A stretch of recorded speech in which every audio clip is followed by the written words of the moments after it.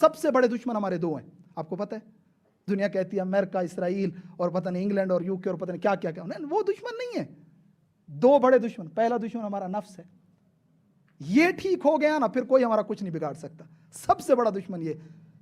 ایک گروپ تھا لوگوں کا، وہ مدینہ میں آیا تھا، رسول خدا نے ان کو ویلکم کیا تھا، مرحبا، فرمایا ویلکم ویلکم، مدینہ میں آ گئے ہو تم لوگوں نے جہاد اصغر کمپلیٹ کر لیا ہے، ابھی جہاد اکبر باقی ہے. کہا یا رسول اللہ مرنے مارنے پہ بات آ گئی تھی، تلواریں اتنی گردنوں کے قریب پہنچ گئی تھی، مرنے والے تھے، یہ ابھی جہاد اصغر تھا.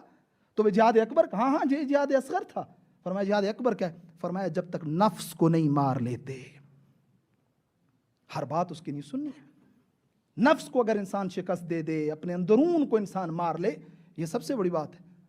اس پہ کنٹرول کر لیا پھر کامیابی ہے، پھر انسان نہیں. اور دوسرا دشمن شیطان اور ابلیس، جو کسی صورت میں نہیں، وہ چاہتا ہے ہم گناہ کے اوپر گناہ کریں، اور نفس کنٹرول میں آ گیا تو اس کو بھی جو ہے وہ ایزیلی شکست دی جا سکتی ہے.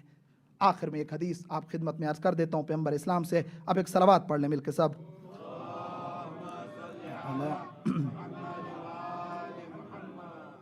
اپنی لائف کے اندر ان دو چیزوں کو لے کر آئیں.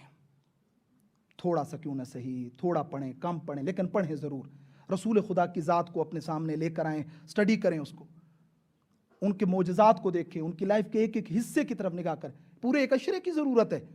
ایران میں اور دوسری جگہوں پہ 28 سفر سے جو ہے وہ 38 سفر تک ایک پورا اشرا ہوتا ہے، جس میں جو ہے وہ تقریباً رسول خدا کی ذات طیبہ کو ڈیفرنٹ اینگل سے بیان کیا جاتا ہے. پیغمبر اسلام کا بیہیویئر چائلڈ کے ساتھ، پیغمبر اسلام کا بیہیویئر فیملی کے ساتھ، پیغمبر اسلام کا بیہیویئر لوگوں کے ساتھ، پیغمبر اسلام کا اخلاق خداوند متعال کے حوالے سے، اور مختلف چیز ایک ایک کو جو ہے وہ علمی حوالے سے مختلف حوالوں سے بیان کیا. شخص آیا ہے پیغمبر اسلام کے پاس، کہا یا رسول اللہ مجھے ایڈوائز کریں. اچھا لوگ آتے تھے، کچھ لوگوں کو پیغمبر اسلام ایک ایڈوائز کرتے تھے، جسٹ ایک، کچھ کو 2، کسی کو 3، کسی کو 4، کسی کو لمبی ایڈوائز بھی کر دیتے تھے. خیر اس کو 4 ایڈوائز کی ہیں، پریشان مت ہوئیے گا، لمبے والی ایڈوائز نہیں پڑھ رہا، وہی 4 والی آپ خدمت میں پڑھوں گا. رسول خدا سے اس نے تقاضا کیا، ڈیمانڈ کی، تو 4 باتیں پیغمبر اسلام نے کی. میں کہتا ہوں بخدا اگر ہماری لائف میں آ جائیں تو کامیاب ہو جائیں. ویسے پوری لائف رسول خدا کی ایک سکسیسفل لائف ہے. پہلا جملہ جو رسول خدا نے فرمایا وہ یہ تھا، فرمایا اقلل من الشہوات یسہل علیک الفقر. خواہشات اور ڈیزائرز کو اپنی لائف کے اندر کم کر لو، زندگی کی سختیاں تمہارے لیے آسان ہو جائیں گی، حتی فقر بھی تمہارے لیے آسان ہو جائے گا. کون سی چیز ہمیں بیچارہ کرتی ہے؟ خواہشات کا بڑھ جانا، ڈیزائرز کا ختم ہی نہیں ہو رہی ہیں، یہ بھی ہو، یہ بھی ہو، یہ بھی ہو، یہ بھی ہو، حتی پھر جب تھوڑا سی کمی پڑتی ہے ہمارے لیے سخت ہو جاتا ہے. آپ آئیں دیکھیں اس وقت ایک چیز آپ خدمت میں عرض کرتا چلوں، اس وقت دنیا کے اندر طلاق کی ریشو کیوں بڑھ گئی ہے؟ ایک جگہ پہ ذہن روک کی نہیں رہا، ہسبینڈ کو یہ بھی کم ہے، یہ بھی کم ہے، اس لیے تو تھوڑی چیز انسان کو دکھ ہی نہیں رہی.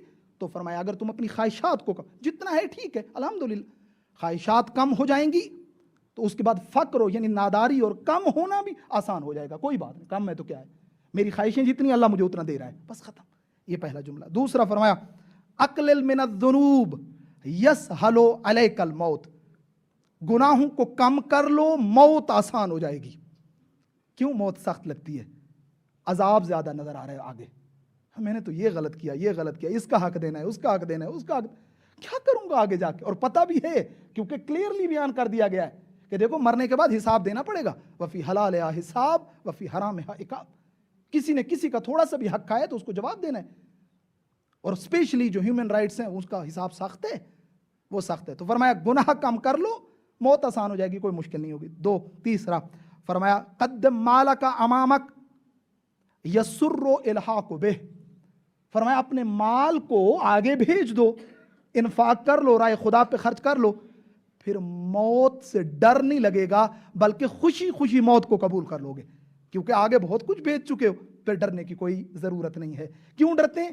جب شخص نے آ کر کہا یا رسول اللہ موت سے بڑا ڈر لگتا ہے، فرمایا کوئی آگے بھیجا ہے؟ کہا نہیں یا رسول اللہ. کہا ظاہری بات ہے یہاں آباد کیا ہوا ہے سب کچھ، آگے تو ویران ہے.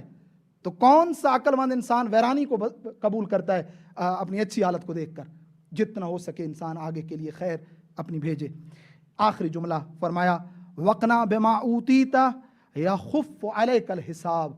جتنا تمہیں دیا گیا نا اس پہ راضی ہو جاؤ، جتنا بھی تمہیں دیا گیا ہے، کنٹینٹمنٹ، قناعت، جتنا تمہیں دیا گیا ہے تمہارے پاس ہے اس پہ راضی ہو جاؤ. محشر کے دن حساب آسان ہو جائے گا، حساب آسان ہو جائے گا، کیونکہ آپ کو پتہ ہے روکا جائے گا، پوچھا جائے گا۔